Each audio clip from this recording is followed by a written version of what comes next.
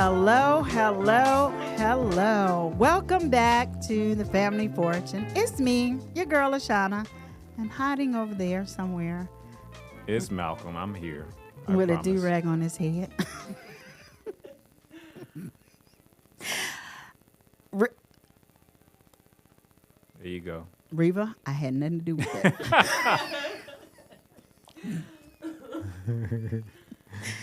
Okay, so all jokes and silliness aside, we're going to talk about a topic today of what I like to call or talk about the lost demographic. So as we lead up into that, and the lost demographic I'm talking about is the ages of 18 and let's just say 29. So I remember so long ago when I was in that demographic, you can tell me anything. And I was not necessarily teachable either. So I was in the school of learning the hard way. And the hard way I learned about being financially literate was becoming broke. And not having the, just not knowing anything. Yeah. I'm 18, fresh out into the world, and I have all these people lining up to give me a credit card. So I'm like, okay, sure, I will take it. Discover was they came after me. I had a Sears card. We're not going to even talk about that because who needs a Sears card? And so I just thought it was free money, and I had no one to teach me.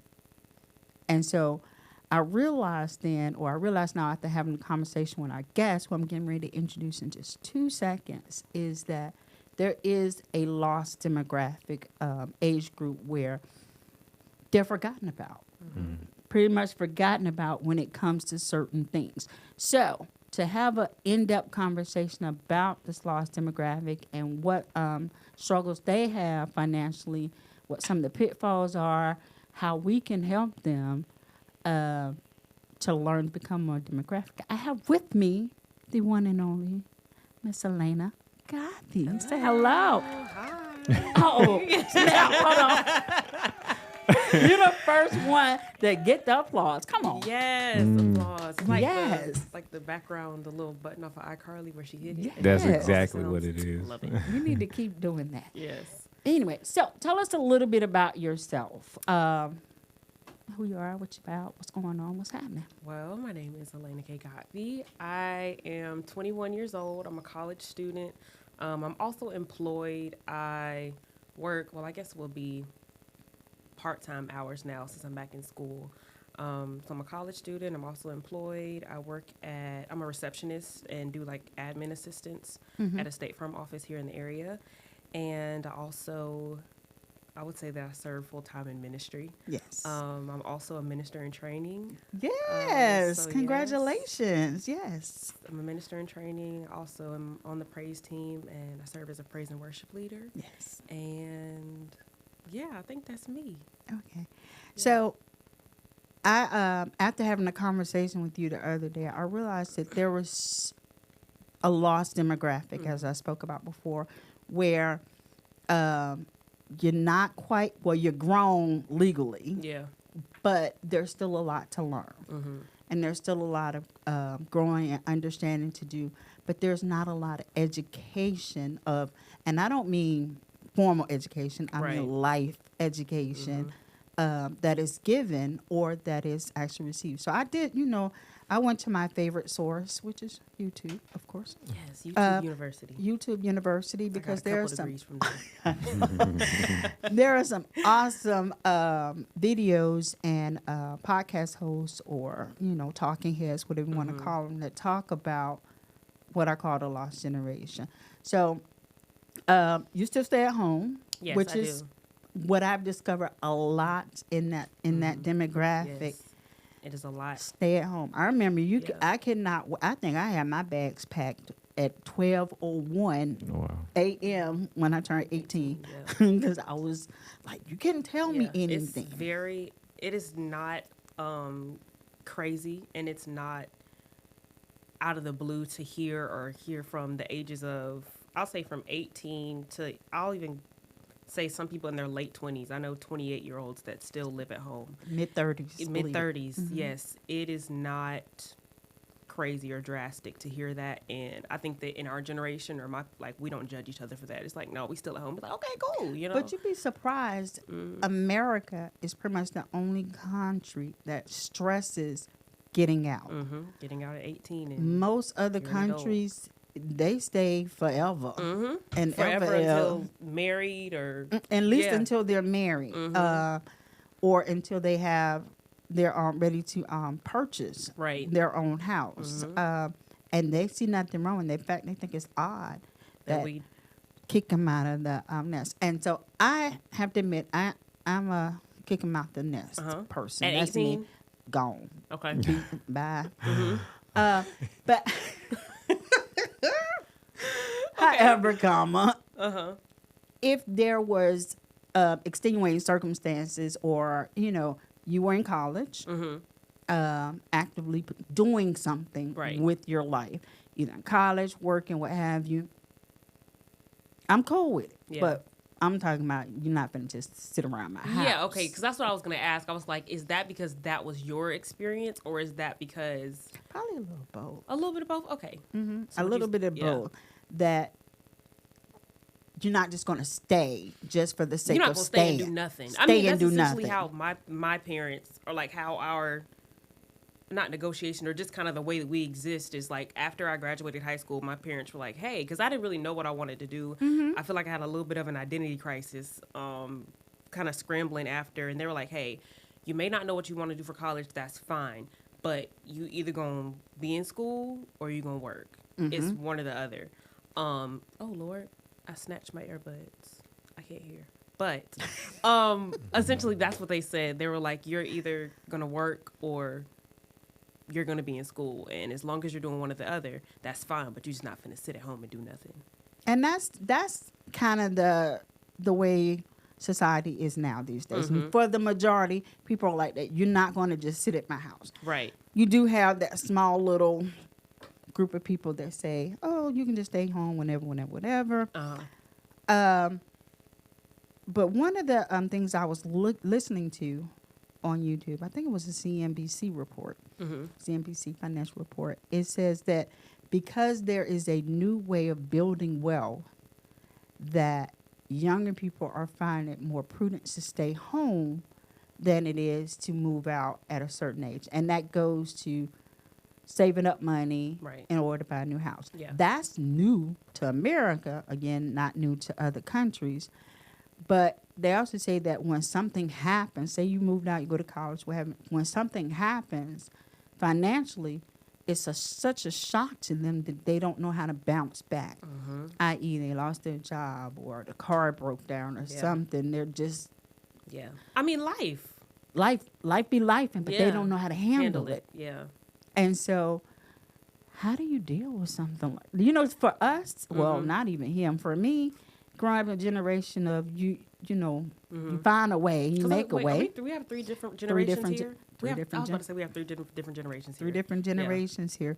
My generation, it was, okay, let's find a way and move on. Yeah. Or cry about it only a little bit, and then, pick yourself, figure it out. Yeah. Pick yourself up and dust yourself off. But it's like they don't know how to deal. That is very true. I will say that, that is very true, because there is such a lack of education. And I also will say that everything that I'm saying is also maybe a certain level of personal bias to my experience and what I have experienced. But I think that overall, in my generation and being Gen Z, there is an overall experience that we all are sharing. Like I said, of course, some things are personal to me, but I do agree that is a general experience, is that we're seeing a lot of different things from a lot of different places. You see 18-year-olds that are millionaires from YouTube. You see 28-year-olds that got 3 degrees and can't get a job. You see 25-year-olds that are, have a job and kind of thinking about what, you know what I'm saying? Like, it's just different. Everybody's in different spaces. And so you get to that space of comparison where you can't compare, but also you just you don't really know. And You like I don't said, know. it's just because of a lack of education. And I think just overall understanding that I think we know, hey, we want to be successful and we want to be able to create generational wealth. We want to be able to sustain having a family or just being okay and be able to sustain the lifestyle that we want or create the lifestyle that we want. Or even repeat the lifestyle that we've seen created from our grandparents, aunties, uncles, parents, you know? We want to be able to be okay and be fine, but it's like, how do we get there? So when we do just think, okay, is pay rent, pay this, pay that, which it is paying things, but also it's like when things do happen, you know, you talk about the technicalities, about investing, about stocks, about different type of bank accounts and the technicalities and being financially literate and educated and just knowledgeable, that's a really big gap to get from where we are to where we want to be. And then like, what's that in between and that realistic work and the steps we take to get there. That's awesome. And what I also learned or heard in the podcast that I was listening to was my generation and probably some of Malcolm's generation don't make it easier because we can come off as, well, why can't you? Yeah. Just do this. Yes. You're not listening to me. Not really understanding Yes. or being empathetic that my 20-year-old life way back when and Malcolm's Completely 20-year-old life way back when. Thank you. Hey. I had to think about it's not nowhere near the same. It is not the circumstances same. wise, society wise, price wise, It's not the same. money wise as yours. And so it's easy for us, for me, my generation to say, well, just do it. You know, Just do it. just It's like, we get frustrated yeah. because we don't understand why y'all don't get it.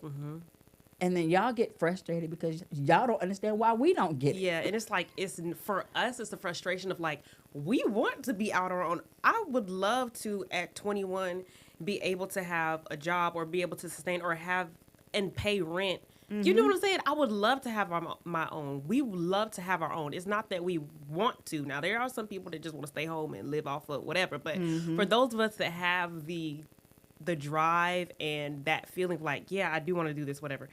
It's just completely different. It is so different. And so I also think, and I always say this from me and my personal experience, I think that being Gen Z and being born in the early 2000s, essentially growing up through and with technology, because it wasn't what it is when we were born, but it's like, you know, we know, like literally Way we different. grew up with it. So we grew up with all of that, and we're thinking that, hey, we see this life that auntie has, that uncle has, that grandma has, papa got.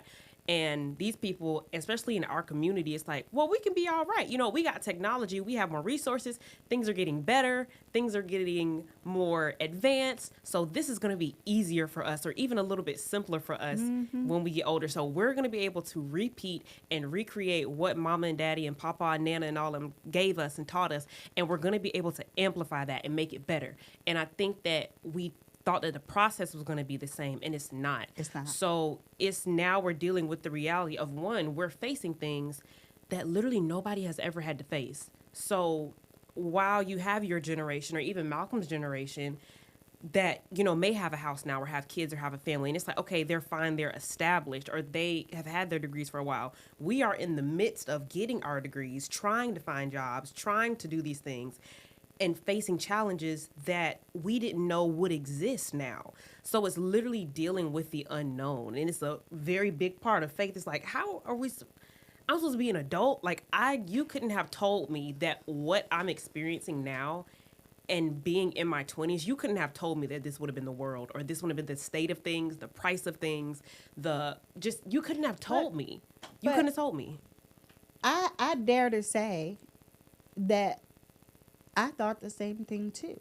Now, granted, technology has changed, everything's changed, hairstyles change, even though they're coming back. Everything, but the nuts and bolts of it, the basics. You would think that the same. process or the system would be the same, like the framework. Well, would the be framework the same. is the same. The framework, that's what I'm saying. The framework, the basics of it, you know, budgeting, investment, savings, Right. same. The process of each of those have changed, and I So- get that. Would you say that, okay, so you say that the framework is the same. I understand that, budgeting, saving, investing, those things haven't changed. Those are like principal things. So when you say that the process has changed, is that what you feel like, is that where you feel that financial literacy and where that education comes in? Like, okay, Yes. Both. these things are the same. Now we got to reteach and show you how to do this now for this time, for this day, for this age. Both. That's okay. It has I to be understand. both. You teach the basics, and like I said, the basics are the basics, the Right. principles. The things that aren't going to change. Not going to change. But then you have to adapt to whatever circumstances, whatever generation you're dealing with. You have to do it individually. Because if I'm teaching someone from my generation the fundamentals who were never taught the fundamentals, I would not teach them the same way I teach you. Because they're probably like me. I'm old school. I'm Pen and paper. You see, I got the pen and the paper. And so that may be easier for me. I'm a pen and paper person. And I was just complaining 2 minutes ago how I hate texting because my fingers are too fat for the doggone keyboard. But I have to be, as an older person, I have to be able to understand that how I learn is not going to be how Yeah, it's you not gonna be learn the same. or how Malcolm learns. So you have to be willing to adjust to who you're dealing with. And I think that's a problem for a lot of my generation. We don't want to adjust. Don't want to adjust. We don't want to adjust. And then, dare I say, the problem for your generation is y'all don't want to listen. That is very true. Yeah. Now I will say Malcolm looked like he foaming up there at the mouth. I agree that What, Malcolm? there's at a certain point we shut it off. We're like, okay, no. But also that is because of the way, not the content, but I think it's more of the delivery or the way things are done, because I can give you that. you have people that are so rigid or in their ways. Like, everybody's not like you, Miss LaShawna, like saying, hey, I have to consider how this person learns. Second time, I feel so old. She called me Miss LaShawna. Miss LaShawna. I've Go never ahead. heard that one before. I know, I Lord get it. Jesus. I used to do the Yeah. same thing too, but I've never been the recipient, so I'm like, Yeah. oh my. But yeah, it's like everybody's not that open, and I think that is just a part of just emotional, spiritual, and educational maturity. It's like, hey, this is different. Like, clean up, like, y'all just different. Like, yeah, okay, so we need a different process. We need a different approach or whatever. And so when we're getting the delivery or a real rigid delivery, it is real easy because we like, no, you're not finna talk to me like that, or you're not finna do. That's a lot of our. It's like, no, you don't. It's okay for you to teach me, and I want to learn, but it's like the way that it's happening. You know what I'm saying? So we'll shut off. I will say that. Explain it to me and how it should be done, because I can take now. I'm old school, but I'm understand. Right. You can't but pull the belt out on these kids. You can't pull the belt out. You got a gentle parent them because you gonna offend Oh, them goodness. immediately. You know what? That's why I never volunteered with the youth. Oh Lord. And I 'cause used you to gonna t- pop- I used to Lord. tell them that too. I was like, y'all do realize who I am. I said, because I'm gonna forget. I said, I grew up with the whole village where you just went down the road and everybody got a lick. Yeah. Right. And so, Yeah. but I also understand. I don't know if I can be. I get frustrated. And bless my son's heart. I just be like, dude, this is me. I'm like, dude, come on, man. Yeah. How you don't know what 2 + 2 equal? If Johnny had 5 apples, you know what? Just go get my belt. Just go. 'Cause Exactly. It's like no, don't get we don't need a spanking. Like, can you just explain it to me a different way? It's like, okay, yes, but I feel like that also it was partially like Gen Z experience. Like I said, my personal experience is like, no, like, yeah, if it was that frustrating, Because y'all it's are like, going to tune out. yes. You So will tune I out. will say that it still is that in my experience, I got that. I feel like I have traditional Black parents and traditional Black grandparents, so I got that. So that's not But anything then crazy y'all to me. also think y'all know everything because of YouTube University and TikTok University we and have Facebook University we and have- all them other I will universities. say that the downside of technology and social media is that there is a whole nother world and a false sense of knowledge, education, and reality that it's false. Like, it's not real. It's like you think that these things are Facebook is not a primary source. You can't tell them that. I was now. just talking to one of my professors yesterday or the day before about, she teaches American history, and she was just talking about that. She said Facebook will be a primary source someday. Like, the thing is that I think there's a gap between, and I think that goes back to that financial literacy and financial education point that we were talking about, is that in the system that we've been grown up in, that we've been raised in or whatever, I'll say specifically in Gen Z, is that we were taught to use technology and use our resources because so many resources were coming out. It's like, hey, you have this, you have this, you have platforms being created. I mean, literally social media was created, and like Snapchat came out when I was in like 6th grade. So like, Jesus. You know, or like when I was in elementary school. But so yeah, so those things, like, it's just different. Like, it's not an encouragement of reading or go find it for yourself or go find you a mentor that know what they know what they talking about, or go find somebody. I think there's a lack of encouragement of education in general. So it's like, oh, well, let me just get on ChatGPT and look it up. Let me get on YouTube University and look it up. So we do think we know everything because it's at our fingertips, and that's what we grew up with. But see, and I blame my generation and Malcolm's generation because we never enforced taking kids to the library,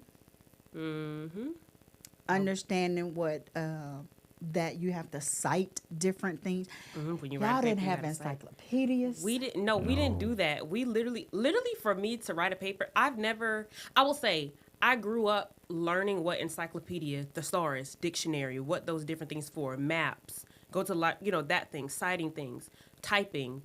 Because before we even had laptops in school, we just had like the little keyboards where you literally just typed in your and you USB printed out whatever. It wasn't necessarily laptops, but also we were educated on those things. So we knew what those things were for, as well as when I started writing papers in high school and I'm starting to write essays in college. All you have to do is copy the link and put it in Citation Machine, and Citation Machine gonna put it in the URL, or gonna put it in MLA or APA 9th edition. Like, literally everything that you need is at our fingertips because we were taught to use our resources. Yes. You have never you learned how to find the stuff, but you never really knew how to actually use what the purpose was, or what the value of it was to do it yourself. I think that's a universal concept, is that we learned how to use our resources, and we learned and grew up with resources. We've learned how to use these so easily and so good because it is a good source and it is a good tool. But this should not be our primary source. Instagram, Facebook, Snapchat, those should not be our primary sources, but that's easily what and it's so scary because one of my main forms of entertainment, still on YouTube, is to watch like the body cam videos and the traffic stops. They're so hilarious because some of the first words that come out of people's mouth, and it's usually the young people, is "You can't touch me," or "I don't have to give you my ID," or "I know my rights." Well, what are they, dear? That is very true. What are your rights? I'm entitled to have my phone. You can't take my phone. That's my right to have my phone in the back of the police car. We'll say things that we really aren't educated on. But I know. But like, we know we can say it and we'll trivialize it and use it as a point of manipulation, but we really don't know what we're talking about. But the scary part is other people see that and it just spirals, so that becomes the norm, and now you can't tell anybody anything. But we're digress from everything else. As a member of the lost demographic, what can we do? The other generations and the newer generations do to make it better, to make it more, to make sure that you're not lost. I will say to have these conversations, just talk, educate, and be open to change, and be open to editing what happened in your life. Be open to adjusting and adapting and filtering it through a new lens. So we can take the basics. I'm going to take the basics from you: budgeting, saving, figure out, just like we had the other day, figure out X, Y, Z. filter it through what is happening now, how it is showing up for us now, for us that are trying to get started and trying to do that. Take those basics, filter it through what is happening now so that we can be properly educated to use that for our time, for a time such as this, that we're in this generation trying to get started, trying to create generational wealth, all these different things. Because I hear so many people, oh man, I'm trying to build generational wealth. I'm trying to stack my bread. I'm trying to do this, do that. How? Well, the question I have then is, do people even know what generational wealth is? So sometimes generations, even people in my generations, they hear these things and they want to go here, but they don't even know what the foundation is. Yeah. So I'm like, that's awesome to get there, but do you even know what there is? Like I always say, ask people, do you even know what generational wealth is? Are you creating something that the next generation even wants? Carry on. No, even wants, because that's the problem now. None of them don't even want it. That is true. So that is very true. Some of the foundations or basic principles that I have is always set goals, because just saying I want generational wealth, that means nothing. You got to start somewhere. Be specific. Now, be specific as to what those goals are. Yeah. And whether or not it's going to be something happen. And understand, regardless of what don't be worse than me, what the people say, it's not going to happen overnight. Yeah. Okay. Apparently, we are out of time. But this is not going to be the end of this conversation, because even though we're taking a quick break, we'll be back in January, and we're going to continue to work on the lost demographics and how we can help you guys, and help ourselves, because apparently we need to be educated too on how to educate you. Yeah, that's very true. Malcolm, you got anything else over there while you? No, God bless y'all speaking so eloquently. I loved every bit of this. Colloquialisms or concerns, closing remarks. No. Well, until we come back in January, I hope this has been an awesome conversation. It has been. We will be back. Don't worry. Thoroughly enjoyed my time. Thank you so much for having me. So until we come back, I'm LaShawna. I'm Malcolm. I'm Alaina. And this is The Family Fortune. Bye. Bye. See you next time.